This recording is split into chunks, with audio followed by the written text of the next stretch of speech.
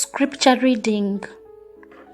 A reading from the second book of Samuel, chapters 17 and 18.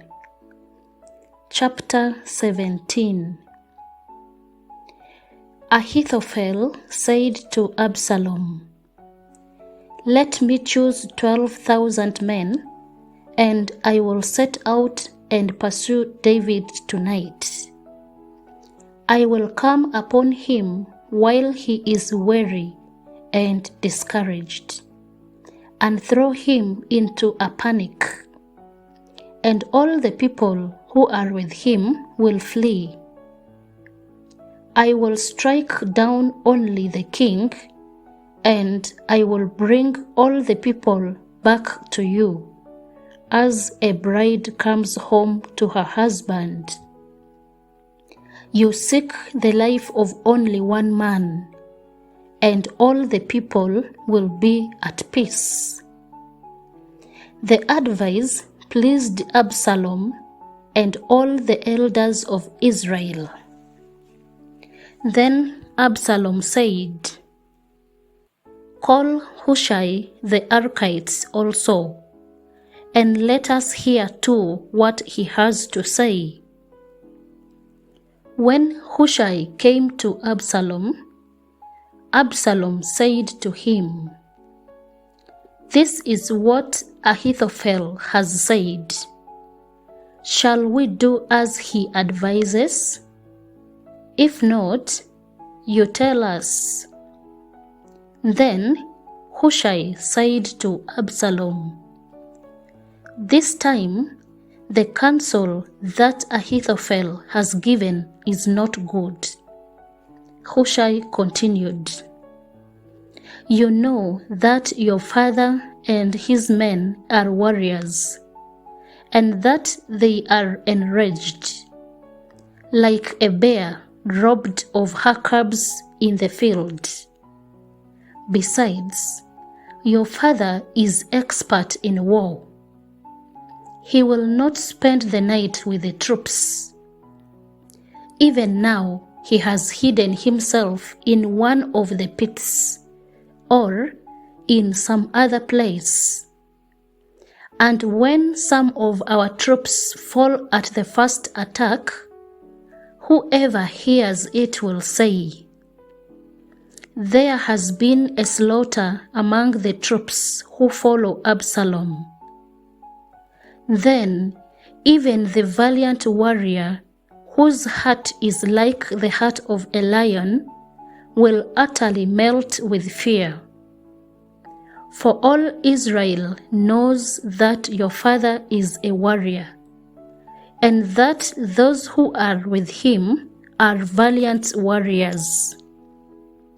But my counsel is that all Israel be gathered to you, from Dan to Beersheba, like the sand by the sea for multitude, and that you go to battle in person.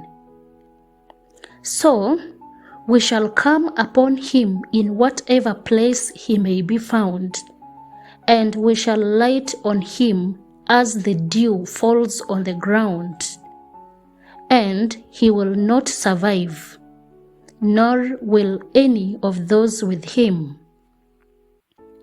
If he withdraws into a city, then all Israel will bring ropes to that city, and we shall drag it into the valley until not even a pebble is to be found there." Absalom and all the men of Israel said, "The counsel of Hushai the Archite is better than the counsel of Ahithophel." For the Lord had ordained to defeat the good counsel of Ahithophel, so that the Lord might bring ruin on Absalom. Then Hushai said to the priests Zadok and Abiathar, "Thus and so did Ahithophel counsel Absalom and the Israel elders. All thus and so I have counseled. Therefore, send quickly and tell David, do not lodge tonight at the fords of the wilderness, but by all means cross over. Otherwise, the king and all the people who are with him will be swallowed up. Jonathan and Ahimaaz were waiting at Enrogel. A servant girl used to go and tell them, and they would go and tell King David, for they could not risk being seen entering the city. But a boy saw them and told Absalom. So both of them went away quickly and came to the house of a man at Bahurim, who had a well in his courtyard, and they went down into it. The man's wife took a covering, stretched it over the well's mouth, and spread out grain on it, and nothing was known of it. When Absalom's servants came to the woman at the house, they said, "Where are Ahimaaz and Jonathan?" The woman said to them, "They have crossed over the brook of water." And when they had searched and could not find them, they returned to Jerusalem. After they had gone, the men came up out of the well and went and told King David. They said to David, "Go and cross the water quickly, for thus and so has Ahithophel counseled against you." So David and all the people who were with him set out and crossed the Jordan. By daybreak, no one was left who had not crossed the Jordan. When Ahithophel saw that his counsel was not followed, he saddled his donkey and went off home to his own city. He set his house in order and hanged himself. He died and was buried in the tomb of his father. Then David came to Mahanaim, while Absalom crossed the Jordan with all the men of Israel. Now Absalom had set Amasa over the army in the place of Joab. Amasa was the son of a man named Ithra, the Ishmaelite, who had married Abigail, daughter of Nahash, sister of Zeruiah, Joab's mother. The Israelites and Absalom encamped in the land of Gilead.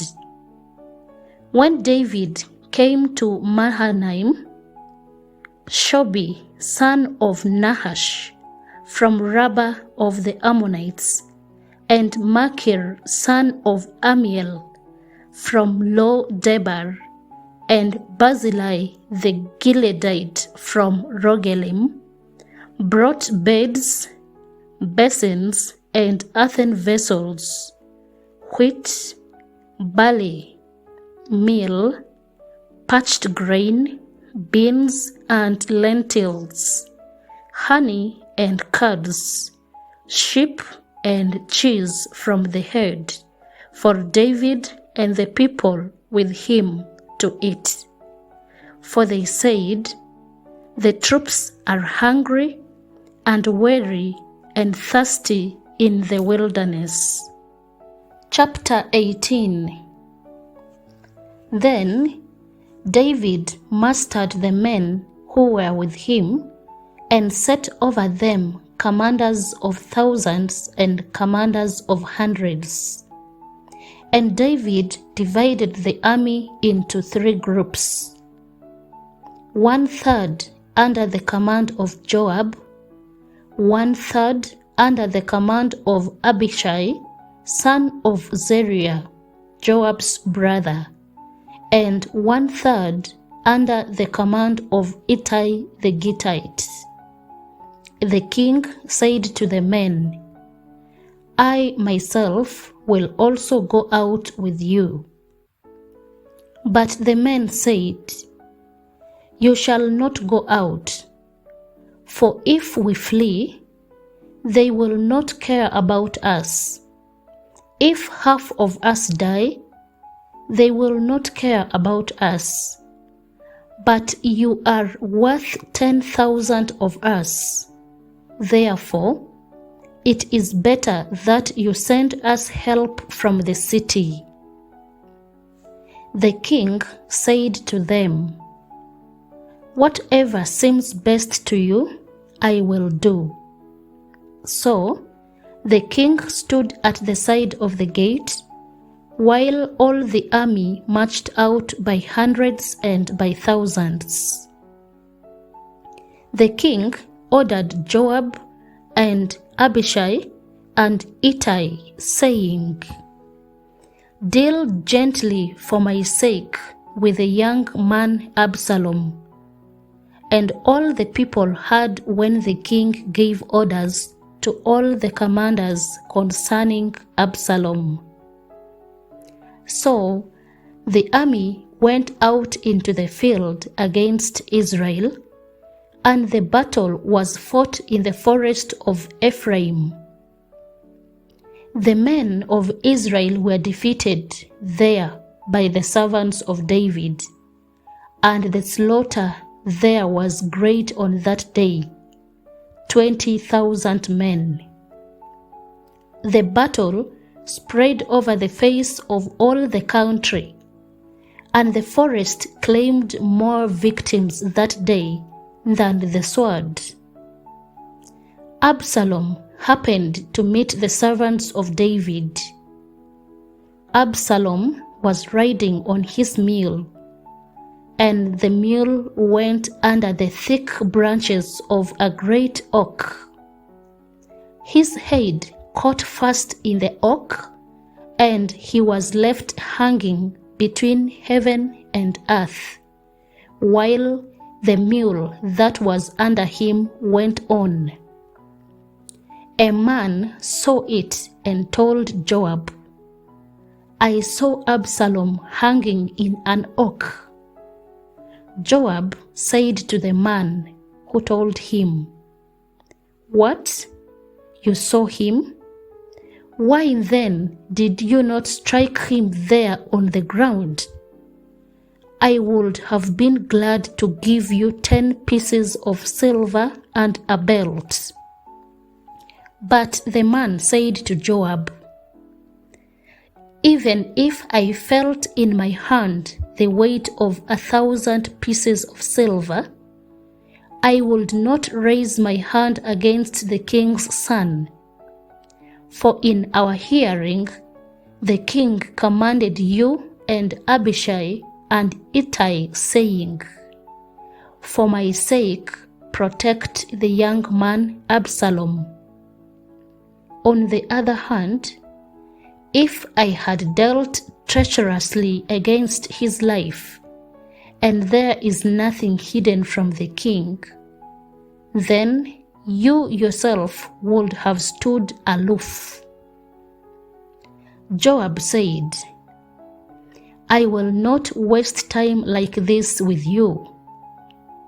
He took 3 spears in his hand and thrust them into the heart of Absalom, while he was still alive in the oak. And 10 young men, Joab's armor-bearers, surrounded Absalom and struck him and killed him. Then Joab sounded the trumpet, and the troops came back from pursuing Israel, for Joab restrained the troops. They took Absalom, threw him into a great pit in the forest, and raised over him a great heap of stones. Meanwhile, all the Israelites fled to their homes. Now, Absalom in his lifetime had taken and set up for himself a pillar that is in the king's valley, for he said, I have no son to keep my name in remembrance. He called the pillar by his own name. It is called Absalom's monument to this day. Then Ahimaaz, son of Zadok, said, Let me run and carry tidings to the king that the Lord has delivered him from the power of his enemies. Joab said to him, You are not to carry tidings today. You may carry tidings another day, but today you shall not do so, because the king's son is dead. Then Joab said to a Cushite, Go, tell the king what you have seen. The Cushite bowed before Joab and ran. Then Ahimaaz, son of Zadok, said again to Joab, Come what may, let me also run after the Cushite.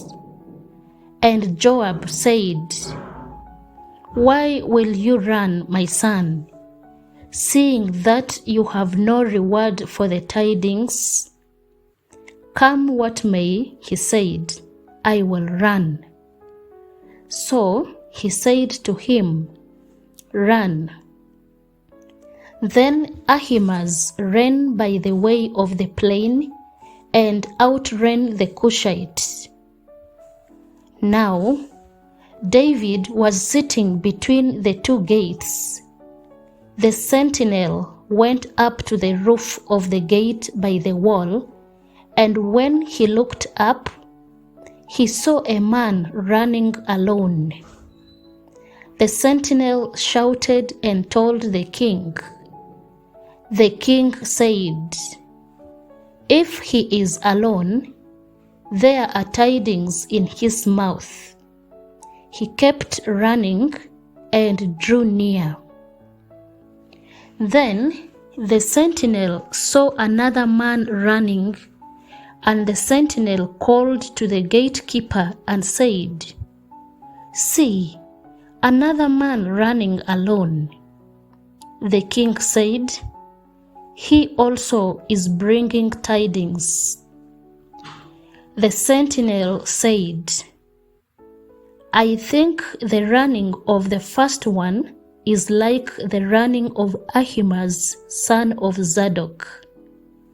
The king said, He is a good man and comes with good tidings. Then Ahimaaz cried out to the king, All is well. He prostrated himself before the king with his face to the ground and said, Blessed be the Lord your God, who has delivered up the men who raised their hand against my lord the king. The king said, It is well with you, young man. Is it well with the young man Absalom? Ahimaaz answered, When Joab sent your servant, I saw a great tumult, but I do not know what it was. The king said, Turn aside and stand here. So he turned aside and stood still. Then the Cushite came, and the Cushite said, Good tidings for my lord the king, for the Lord has vindicated you this day, delivering you from the power of all who rose up against you." The king said to the Cushite, "Is it well with the young man Absalom?" The Cushite answered, "May the enemies of my lord the king, and all who rise up to do you harm, be like that young man." The king was deeply moved and went up to the chamber over the gate and wept. And as he went, he said, "O my son Absalom, my son Absalom, would I had died instead of you, O Absalom, my son, my son." The word of the Lord. Thanks be to God.